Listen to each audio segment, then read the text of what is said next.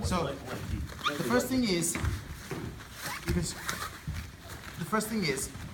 that when somebody is trying to establish the side control, you have to preempt the attack. So he's attacking me because he's trying to get the side control. I'm defending, so the first thing I'm going to do is that if he hasn't established the side yet, so if you go back a bit, if he hasn't established yet and he's about to come, I put both of my hands on his bicep, and I turn towards him, and I push on his bicep. It doesn't matter how much power he's using, by both hands on his bicep, he's going to keep that distance and gap between him and me. Now, what I'm going to do is, as I'm framing, the arm that is closest to him is a lot more powerful as a frame compared to this arm. See, when you come in, can you see he drops? All right? But now, come in. Can you see the frame? That's why I let go of this, the outside hand. This outside hand then turns behind his arm towards his tricep, not lower than his elbow. And then what I'm going to do now is I'm going to now do a rotational escape. So I'm going to get the hand, rotate. As I rotate, once it's gone past my head, now I let go of this hand, the inside hand, and focus on this. Can you see now how this has turned to the frame now? So now if he tries to push down towards me, this frame will stop him from establishing. But if I had my hand here, push down, can you see he's already down? So can you see the science behind it? From here, let go, this hand frames. This hand does the action, does the work. Once I've rotated past my hand, this hand lets go, this hand replaces the other hand. Now this one becomes the frame. Once I've got him in this position now, and I've rotated the arm, I'm going to now literally push him away at the same time, get my hips out. But before I do that, the best way to preserve your energy is to wait for him to make a move. So if he tries to now turn towards me, he's going to create that space. Can you see that? That space is good enough for me to use that to escape. Remember, I'm not pushing him away. I'm framing onto his tricep in order for my hips to escape. So if I push him away, I'm using power. But if I'm framing onto his tricep, I'm just using that to lever out of that tight space. So when you're in that position, it's better to wait for that opponent to make the move. That's right, yes. So now, he's about to establish side control on the bicep. Create that frame, rotate underneath, push him. He's created the gap. I'm going to keep pushing him until I establish this hip escape. My elbow on the ground is helping me to get my hip out.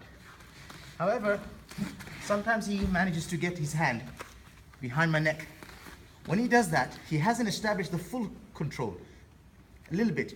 What I mean by full control is that he cannot get the gable grip enough for him to establish the pressure. Keep your hand, keep the frame, so he doesn't establish the tightness, the pressure. Your hand is still free to move inside. Use this hand to do the same rotation. Duck underneath, keep him there. He responds by coming towards you, you push him away, at the same time your hips escapes. Yeah? So now, you go back a bit more please.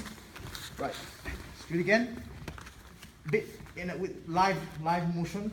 One, here, there. Second one is that he comes in towards me, tries to establish. He's got his hand nearly behind my neck. My hand goes underneath, and I come out. Never grab, always push. Right, so now you've established the two side control escapes. If you go on your back now, the other way please. I've already established this position and I want to get now the lapel grip. So I'm going to get the lapel underhook. So I get his jacket out, feed it under. The more I get, the better it is. This will control this side of the shoulder. Normally I would use the gable grip to control him. But now I want to establish an alternative attack, which is I get the control his shoulder. Now this hand is free to do the attack. Control his hips. Anyhow you want, control it, push him down or grab him, but you want to change to knee on belly.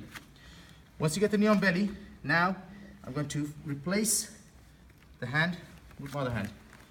Control this. Now I've got a few submissions here. The first one is go over his shoulder and then put the pressure, but this is not going to submit him. When I pull the lapel, that's what's going to submit him.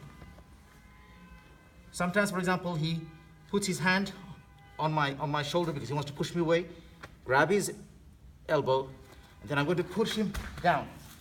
Use my chest to keep him down like this. Further go down. Again, I pull the lapel. Yeah? If, for example, he decides to turtle towards me, I keep the hand here, fall, and I still carry on the choke. Can you see that? If he turtles the other way, for example, after my knee and belly turtles the other way, I let go, establish the seat belt. Turn him over, get the back. So I need to know when I should let go in order for me to establish a new position or control position. Now, if you do that to me now, please. From here, he's going to get the lapel from here. Right. I know what he's going to do, right? He's going to do this, all that what I just showed a while ago. He's going to do that. I anticipate that. I preempt that move. So what I focus on is the escape, or the defense at least. So here I'm in this position. I wait for him to make a move. Puts knee on belly, back.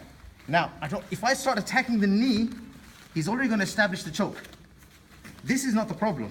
The problem is this. So you always defend the attacking hand or the attacking whatever leg. Well, in this case, it's the attacking hand. So I'm going to go straight to the hand, and now I'm going to rotate it towards that way. I'm going to rotate it away from me. Outside. Yeah, outside. He's going to feel that. He's going to replay. He's still going to carry on with his attack. When I see he's established this hand and let go of this hand, I straight away attack the attacking hand. Now he's going to go across. I attack this hand. Then I'm going to push it down. As if I'm trapping him. Once I've controlled him like this, tight, bridge up, get my hand.